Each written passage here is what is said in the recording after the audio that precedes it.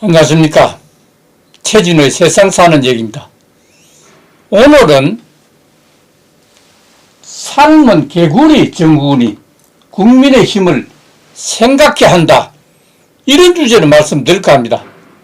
여기 이 사진은 김종인 전 비상대책위원장이 새파란 거짓말 하는 이런 플랜카드 걸어놓고 사진을 찍고 있습니다.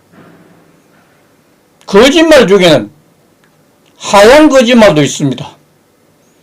이거는 너무 피해를 주지 않는 거짓말이고, 까만 거짓말은 피해를 주는 거짓말이고, 새빨간 진짜 나쁜 거짓말을 말합니다.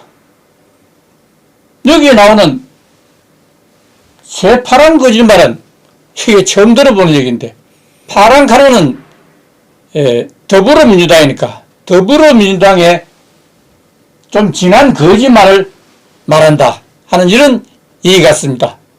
부동산 정책에 대한 얘기인데, 자기는 이렇게 더불어민주당이 거짓말쟁이다 이렇게 해놓고 나서는 그 뒤에 아무 대책이 없어요.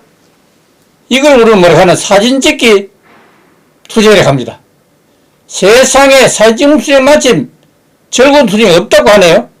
근데 프랑스 요리에 그르니라는 삶은 개구리 요리가 있다고 합니다.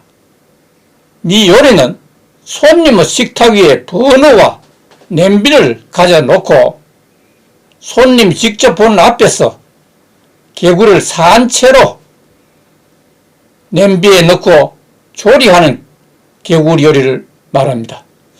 처음부터 물이 너무 뜨거우면 개구리가 펄쩍 뛰쳐나오기 때문에 처음에는 개구리가 가장 좋아하는 15도씨에 미지근한 물을 부어둡니다.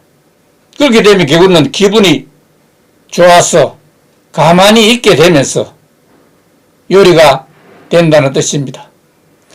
서서히 올라가는 물의 온도, 그 기분에 사로잡혀서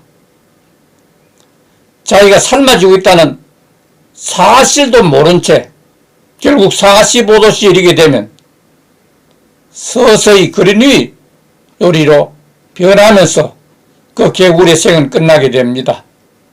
이것을 삶은 개구리 증후군이라고 부릅니다. The Boiled Frog 신드롬이라고 부릅니다. 미국 코넬 대학에서는 다음과 같은 실험을 한 적이 있다고 합니다. 뜨거운 물을 넣으면 개구리가 놀라서 펄쩍 뛰어나오니까 차가운 물에 개구리를 넣고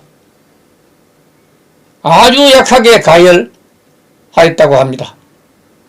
따뜻해지는 물에 개구리는 조용해졌고, 그 환경에 적응한 개구리는 아주 서서히 삶아 죽어버렸다는 실험 결과입니다.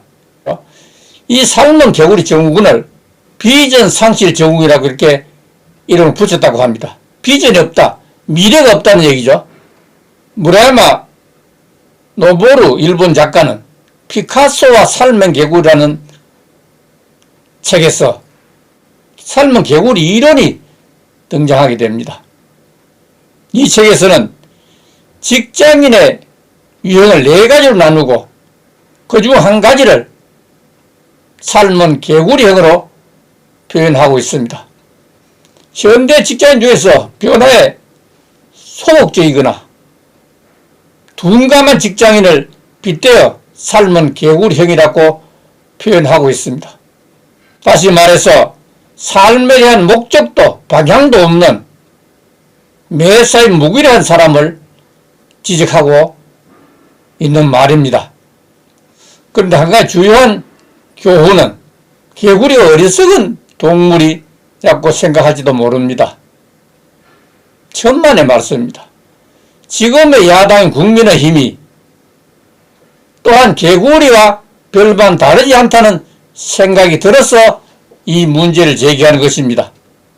삶은 개구리 증후군처럼 지금 국민의힘이 처한 현실이 바로 이런 한심한 처지가 아닐까 하는 생각이 듭니다.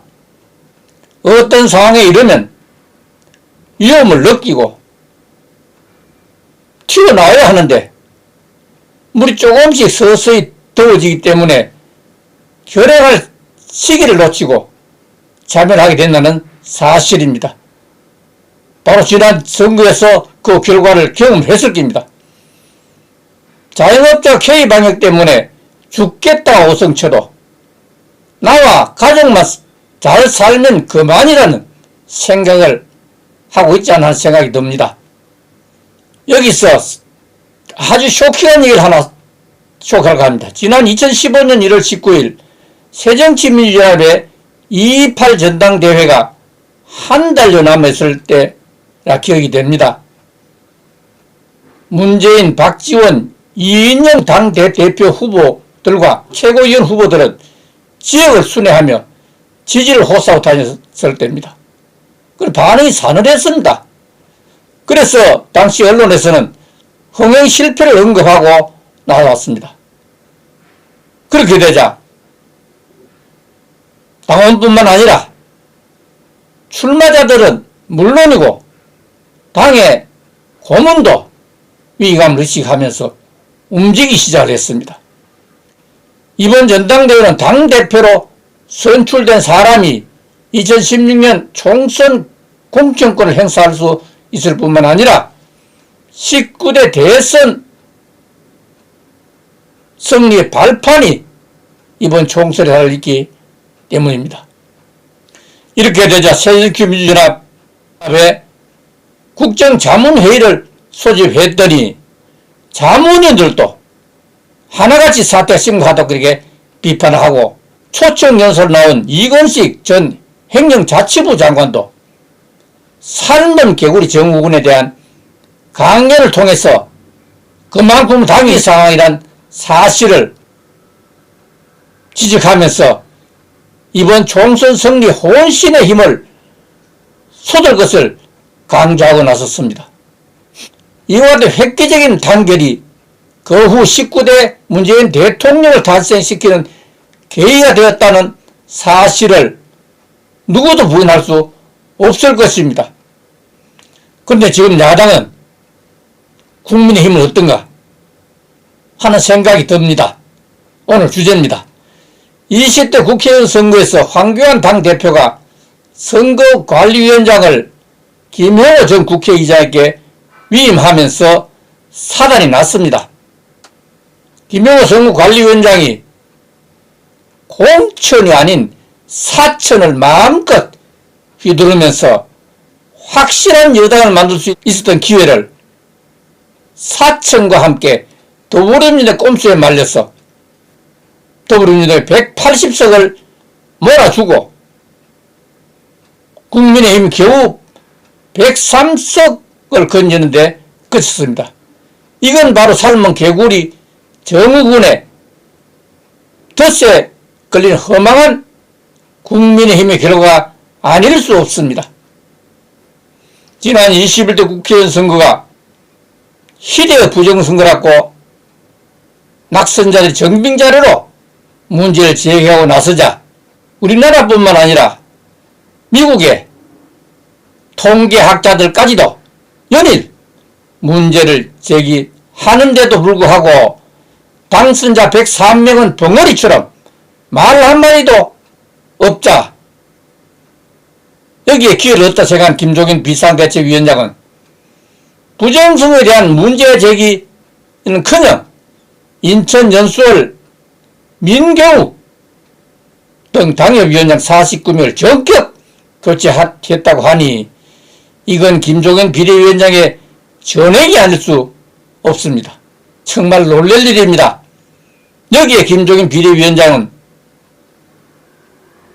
2020년 12월 15일 이명박과 박근혜 전 대통령 탄핵에 대해서 대국민 공개 사과를 해서 무리를 빚고 있었습니다. 이건 문재인 정부에 대한 면죄부를 줬다는 말이 나올 정도입니다. 지금 벌어지고 있는 국민의힘 대통령 후보 경선을 보면은 지난 대선에서 홍준표가 문재인 후보 득표율에 반밖에 안 되는데도 뭐 그렇게 잘났다고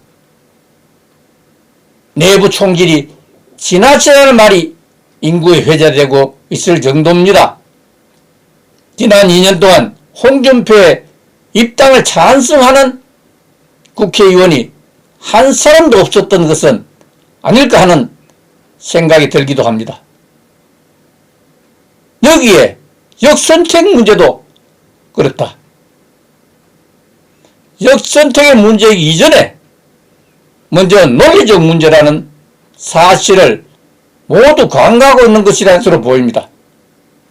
국민의힘 대통령 후보 경선은 국민의힘 내부에서 대통령 선거에 보낼 대표를 결정하는 과정입니다. 그렇다면 역선택이라는 말이 된다고 생각합니까? 정말 놀라지 않을 수 없습니다. 국회의원이 자기만 살겠다고 지난 부정선거 말만 나와도 외면하고 180 여당이 대놓고 입법해도 반대하고 투쟁해야 할 국민의힘 의원들은 사진 들고 투쟁한다. 사진 찍는 투쟁입니다. 삭발 투쟁이나 단식 투쟁에 대해 무엇 때문에 고생을 사서 하는가 하면서 투쟁할 생각조차 없습니다. 의원 보좌관만 8, 9명이나 된다고 하니 분과위원회의 입법조사나 입법활동도 모르고 그래서 시킬 줄도 모르니 국민의 세금을 축내면서 함께 편하게 살아간다는 사실을 지적하지 않을 수가 없습니다. 알아야 면전하지요. 관심도 없고 모르니 골치도 아프고 시간만 축내다가 때가 되면 밥 먹고 어두워지면 집에 달려가는 것이 일상이라면 국민의힘은 희망이 있다고 봅니까? 희망도 미래도 국가의 장래도 없다는 사실을 강력히 지적하지 않을 수가 없습니다. 삶은 개구리 정부군이란 매너리즘에 빠지지 말고 심기일전할 것을 강력히 촉구합니다. 그래서 철저한 대책을 세워야 할 것으로 판단이 되기 때문에 오늘 문제를 제기한 것입니다. 감사합니다.